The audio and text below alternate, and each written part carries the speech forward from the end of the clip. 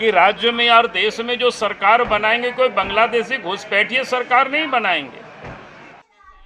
जोहार, नमस्कार और न्यूज़ बॉक्स भारत में आप सभी का स्वागत है। झारखंड विधानसभा बजट सत्र के तीसरे दिन मुद्दा था सदन के बाहर राज्य में होने वाला SIR यानी स्पेशल इंटेंसिव रिवीजन। नेता प्रतिपक्ष बाबूलाल मरांडी ने चुनाव आयोग के फैसले को पूरी तरह से सही ठहराया। उन्होंने कहा कि SIR के जरिए सही मतदाताओं की पहचान सुनिश्चित की जाएगी। मरांडी ने कांग्रेस पर सवाल उठाते हुए कहा कि जब देश में हर 10 साल पर मतदाता सूची का शुद्धिकरण होता रहा है तो फिर इस पर विरोध क्यों। उन्होंने साफ कहा कि SIR का मकसद मतदाता सूची को दुरुस्त करना है। जो लोग अब इस दुनिया में नहीं हैं उनके नाम हटेंगे, जो लोग दूसरे स्थान पर शिफ्ट हो चुके हैं उनके नाम हटेंगे और जो लोग अवैध तरीके से वोटर बने हैं उनके भी नाम सूची से बाहर किए जाएंगे।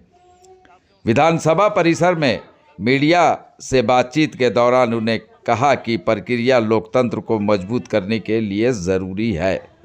अब देखना होगा कि इस मुद्दे पर सत्ता और विपक्ष के बीच सियासी टकराव आगे किस दिशा में जाता है। तो चलिए SIR को लेकर नेता प्रतिपक्ष इसमें SIR हो चुका है, कुछ एक राज्यों में बचा हुआ, उसमें से झारखंड है और झारखंड में भी SIR होगा। SIR पहली दफा नहीं हो रहा है। याद करिए, इस देश में प्रत्येक 10 वर्षों में SIR होते रहा है। और SIR क्या है? वोटर लिस्ट का शुद्धिकरण है। भाई जो लोग मर गए उनका नाम हटेगा, जो लोग यहाँ से बाहर जो लोग चले गए वहाँ शिफ्ट कर गए उनका नाम हटेगा, जो बाहर से इलीगल प्रवेश करके जो यहाँ वोटर बने उनका नाम भी कटेगा। तो परेशानी उसको किस बात की है? तो ये तो स्पष्ट हो रहा है, कांग्रेस पार्टी शुरू से विरोध करती रही है उन लोगों के पक्ष में जो बांग्लादेश से यहाँ घुसपैठ करके वोटर्स बने हुए हैं। उनको कटेगी तो ये लोगों को उससे परेशानी है। लेकिन SIR इलेक्शन कमीशन का काम है, इलेक्शन कमीशन कर रही है और पूरा देश में सफलतापूर्वक कर रही है और झारखंड में भी सफलतापूर्वक होगा। और सबको सहयोग करना चाहिए, सबको साथ देना चाहिए।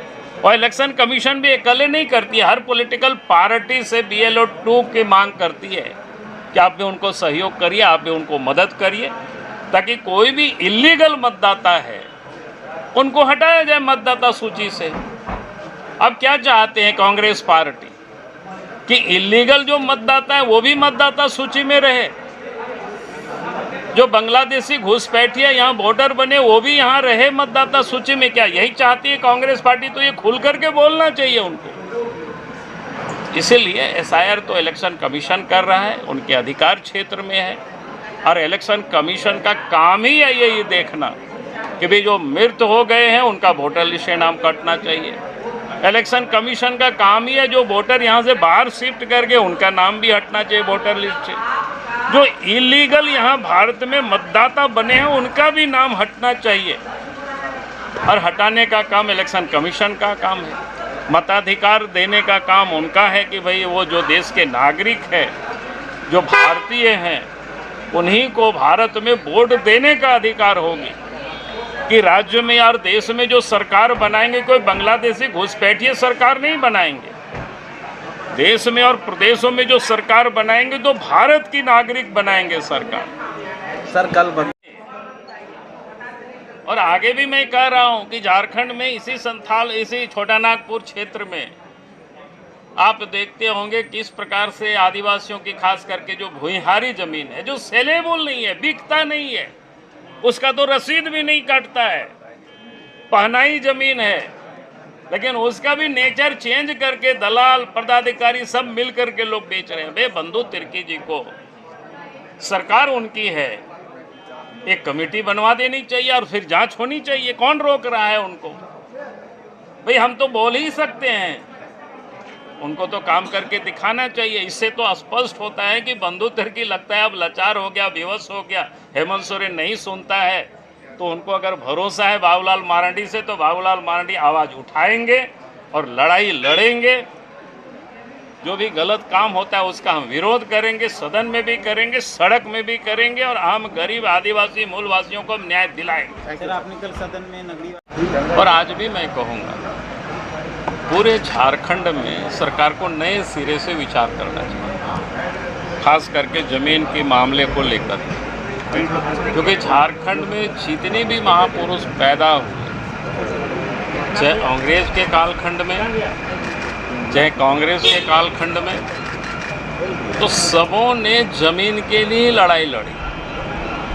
क्योंकि बेसिक है, यहाँ के जो खास करके आदिवासी है, मूलवासी है, उनका जीविकोपार्जन का एकमात्र साधन खेती ही होता है। और इसीलिए हमें इस बात का जरूर ध्यान रखना चाहिए, जिनका जीविकोपार्जन का एकमात्र खेती है, तो कहीं खनिज हमें निकालना होता है तो वो ज़रूरी होता है।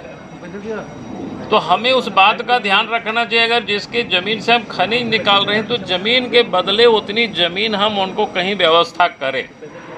ये सरकार को इसकी विचार करना चाहिए और इस पर सोचना चाहिए। कोई बहुत बड़ा कठिन काम ये नहीं है, क्योंकि बहुत सारे वर्ग होते हैं, बहुत से जातियां होती हैं जो ज़मीन को देना भी सरकार को चाहती है, ज़मीन को बेचना भी चाहती है, क्योंकि वो अन्यत्र काम भी वो कर सकते हैं, बिजनेस भी कर सकते हैं, रोजगार भी कर सकते हैं। तो हमें इन सारी चीज़ों को ध्यान में रख करके, ताकि लोग उजड़े नहीं, लोग बेघर-बार नहीं हो, इस पर सरकार को हर हमेशा सजग रहना चाहिए, क्योंकि आखिर सरकार काम करती है, जनता के लिए काम करती है। तो हमें जनता की तकलीफ, जनता के दर्द को हमें जा करके, बुला करके और समझना चाहिए और उसकी हमें समाधान करनी चाहिए। लेकिन राज्य सरकार होते हैं, राज्य के मुख्यमंत्री उद्यमियों को निमंत्रण देने के लिए तो यूरोप की यात्रा करते हैं, लेकिन खेत खलिहान में लोगों की जो दर्द है, तकलीफ है, उनके पास जा करके बैठ करके और समझने की कोशिश क्यों नहीं करते और उन समस्याओं को दूर करने की इनको कोशिश करनी चाहिए। तभी उद्योग धंधे भी लगेंगे, तभी उद्यमी भी आएंगे। अगर आप सोचेंगे कि हम उद्यमियों से मोटी रकम मिलता है तो इसलिए हम लंदन चले जाएं, लोगों से मिले, तो अखबारों में भी बड़ी बड़ी छप जाएगी, लेकिन आप जनता की समस्याओं का आप समाधान नहीं कर सकते। और आज आपको जिस जनता ने यहाँ पर बिठाया है, कल वही जनता आपको वहाँ से उतार देगी कुर्सी से।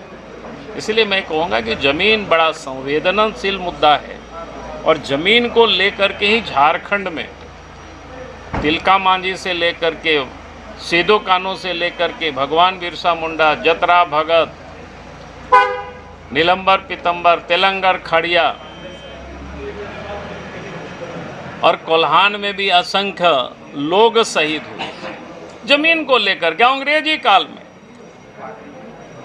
और बाद के दिनों में भी। आज भी अगर लोगों को लड़ाई लड़नी पड़ रही है, सरकार कह रही है, तो लगता ही नहीं अब वो सरकार है, तो लगता है बाबू लोगों की सरकार है। जो यहाँ पदाधिकारी बैठे हुए हैं वो जैसे ही समझा रहे हैं वैसे ही सरकार इधर उधर चल रही है, क्योंकि वो लोग मोटी रकम ला करके लोग दे रहे हैं तो बड़ा प्रसन्न हो जाते हैं, खुश हो जाते हैं राज्य के मुख्यमंत्री, और इसलिए सुनते नहीं है। और इसलिए मैं बार बार कहता हूं कि आप उस जमीन पर जा करके देखिए, वहां बैठिए, एक रात वहां गुजारिए उन लोगों के साथ, तब आपको ये समझ में आएगा उनकी दर्द क्या है, उनकी तकलीफ क्या है, और समाधान भी वहीं से निकलेंगे। ये बाबू लोग आपका समाधान नहीं निकाल सकते हैं। बाबू लोग यही करेंगे, अपने तो कमाएंगे, बड़े बड़े अटालिकाएं तैयार कर लेंगे रांची से लेकर के देश और दुनिया में। और एक दिन मैं तो हेमंत सोरेन को कहता हूं कि भैया पति पत्नी अच्छे घूमते हो, ऐसा ना हो कि लालू रबड़ी की तरह तब उम्र फिर सीबीआई और ईडी के दफ्तर रगड़ना पड़े आप दोनों को। इसलिए गरीबों की दर्द को समझिए और पहचानिए। मुझे लगता है कि ज़मीन के संदर्भ में जो कहना था वो मैंने कह दिया, और दूसरा विषय हुआ तो